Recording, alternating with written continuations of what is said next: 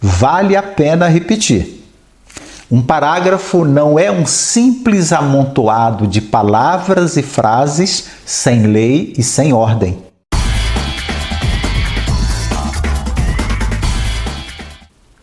Na aula de hoje, nós vamos analisar mais um parágrafo um pouco mais extenso e vamos dar por concluída a abordagem de abertura do curso.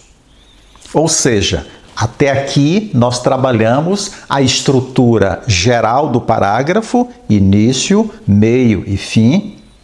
Trabalhamos algumas das suas principais características internas, sobretudo as ligações, o nexo entre as ideias, e, com isso, nós estaremos preparados para a próxima etapa. Vamos então à análise deste último parágrafo. Eu vou ler com toda calma, acompanhem com atenção. Se for preciso, deem pausa no vídeo, leiam 1, 2, 3 vezes, até vocês entenderem a engenharia com que este parágrafo foi organizado. Vamos lá. As democracias liberais podem se desvirtuar de duas formas. Democracias podem ser iliberais. E isso tende a acontecer particularmente em lugares onde a maioria opta por subordinar as instituições independentes aos caprichos do executivo ou por restringir os direitos das minorias que a desagradam. Por sua vez, regimes liberais podem ser antidemocráticos, a despeito de contarem com eleições regulares e competitivas. Isso tende a acontecer, sobretudo, em lugares onde o sistema político favorece de tal forma a elite que as eleições raramente servem para traduzir a opinião popular em políticas públicas. Receio ter sido precisamente isso que ocorreu em muitas partes do mundo ao longo das últimas décadas. Muito bem, estamos agora diante de um parágrafo muito maior, mas não há nenhum problema.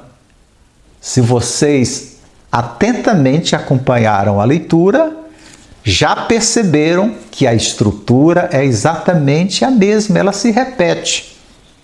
Início, meio e fim. É claro que a cada parágrafo que a gente analisou aqui, nós descobrimos detalhes novos, sobretudo em relação à organização interna, à organização no corpo do parágrafo. Vamos analisar detidamente a estrutura deste parágrafo. O autor abre o texto fazendo uma afirmação. As democracias liberais podem se desvirtuar de duas formas. É uma maneira muito clássica, muito comum de se iniciar um texto, de se resumir aquilo que se vai abordar num texto. Verifiquem que o autor se refere a duas formas. Então, quando ele faz esta afirmação, ele já explicita o seu compromisso com o restante do texto e, naturalmente, com o leitor. Portanto, nós vamos esperar que ele nos apresente essas duas formas pelas quais as democracias liberais podem ser desvirtuadas. Se ele não fizer isso, o texto estará certamente com problemas. Vamos ver se de fato ele cumpre o que ele prometeu na frase inicial? Democracias podem ser iliberais. Isso tende a acontecer particularmente em lugares onde a maioria opta por subordinar as instituições independentes aos caprichos do executivo ou por restringir os direitos das minorias que a desagradam. Bom, não há dúvida de que num primeiro momento, o autor do texto já cumpriu o prometido. Ele fala de duas formas pelas quais as democracias liberais podem se desvirtuar. Ele já apresentou a primeira. E há um lance interessante aqui na engenharia desse desenvolvimento. Além da frase inicial, onde ele promete falar dessas duas formas, ele inicia o desenvolvimento com uma outra frase resumindo aquilo sobre o qual ele vai falar na sequência. Observem. As democracias liberais podem se desvirtuar de duas formas. Democracias podem ser iliberais. Aí, na sequência, ele vai falar sobre o que são essas democracias iliberais. Mas vamos continuar a análise. Por sua vez, e aqui eu já chamo a atenção para essa expressão de transição. Ele falou do primeiro tipo de forma, do primeiro tipo de forma pela qual uma democracia pode ser ameaçada, e aí ele manda para o leitor uma sinalização de que ele vai agora falar da segunda forma. Por isso que ele usa por sua vez. Nós vamos trabalhar lá na frente com muita atenção as expressões de transição. Mas eu já posso adiantar para vocês o seguinte: as expressões de transição funcionam como se fossem sinais de trânsito para o leitor. Elas vão a todo momento dando pistas para o leitor, ao mesmo tempo em que funcionam como conectores a ligar as ideias do interior do texto. Então, voltando aqui ao texto. Por sua vez, ou seja, é como se o autor do texto sinalizasse para o leitor: olha, eu encerrei a primeira parte. Agora eu vou começar a segunda parte. E aí lança a mão da expressão de transição por sua vez. Eu vou continuar a leitura. Por sua vez, regimes liberais podem ser antidemocráticos, a despeito de contarem com eleições regulares e competitivas. E aqui eu volto a observar o seguinte: da mesma forma que o autor do texto estruturou o primeiro momento das ideias no desenvolvimento, ele repete aqui no segundo momento. Observem, eu vou reler o texto, hein? Lá, a partir de democracias. Democracias podem ser liberais. Isso tende a acontecer, viram? Isso. Essa expressão de transição aí, representada por esse pronome demonstrativo, ela está conectando este pedaço do texto a democracias podem ser liberais. E aparece uma outra expressão aí, o onde, que é o relativo onde, em lugares onde. E agora vocês vão observar que ele repete na segunda parte do desenvolvimento essa mesma estrutura. Por sua vez, regimes liberais podem ser antidemocráticos. Aí ele usa a mesma expressão de transição.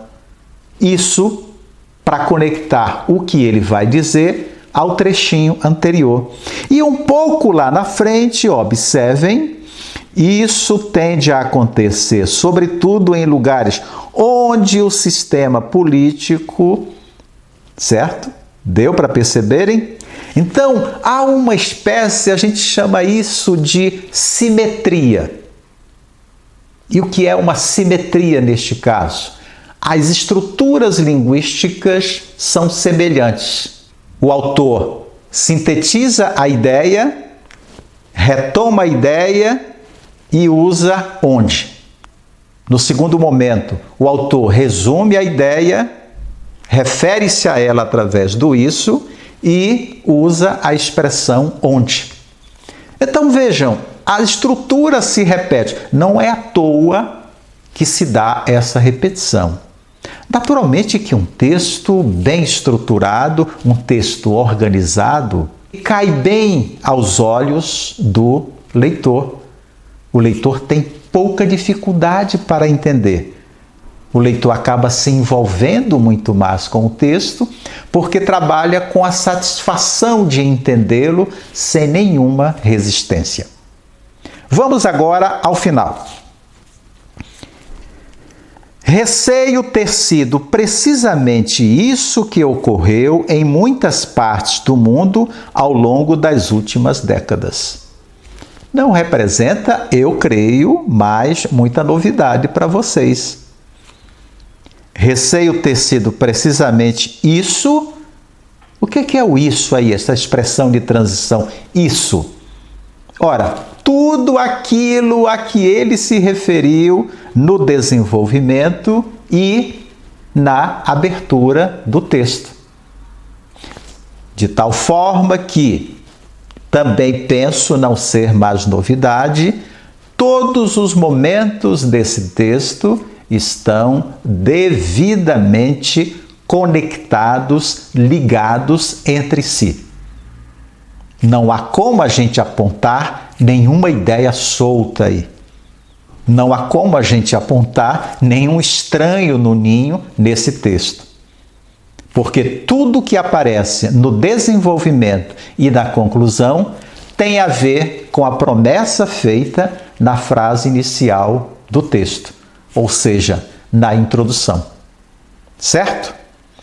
Eu penso que com isso nós já demos um salto significativo para dominarmos a técnica ou as técnicas de organização de um parágrafo.